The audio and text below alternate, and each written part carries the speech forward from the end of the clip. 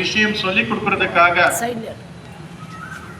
இருக்கிறது என்ற விஷயம் நமக்கு தியானத்தில் மட்டுமே நமக்கு தெரிய வருது மை டியர் ஃப்ரெண்ட்ஸ்.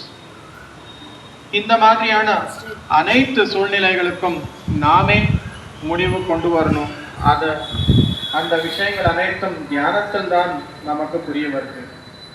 ஒரு நேரம் வந்ததுக்கு அப்புறம் நான் யார் அப்படின்ற ஒரு விஷயம் நமக்கு கேட்கும் உள்ள.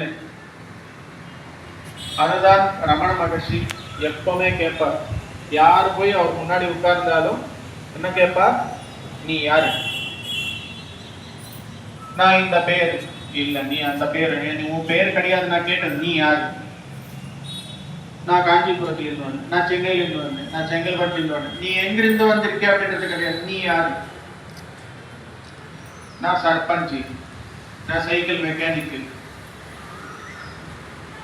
நான் கம்ப்யூட்டர் ஆபரேட்டர். நீ யார்? நீ என்ன பண்ற அப்படின்றது நான் கேட்கல. நீ யாரு? நான் அவருடைய பையன், உங்க அப்பா பேரு கேட்கல. நீ யாரு? பார்த்தீங்களா? கொஞ்ச நேரம் ஆனதுக்கு அப்புறம் நீ யாரு அப்படின்னா தெரியலப்பா. அந்த வருது எல்லாருக்குமே ஆன்சர். அப்பதான் தெரிஞ்சுக்கோ. அதை தெரிஞ்சுக்கணும் என்றால் தியானம் செய்யணும். தியானம் என்றால் என்ன? நீ யார் என்ற கேள்விக்கு பதில் வாங்கிக்கிற ஒரு முறைதான். நீ யார் அப்படின்னு யாருக்கு கேட்கணும்? நான் யாருன்னு தெரிஞ்சுக்கணும் அப்படின்னா எனக்குள்ள நான் பயணம் செய்யணும். நமக்குள்ள நாம் உள் பயணம்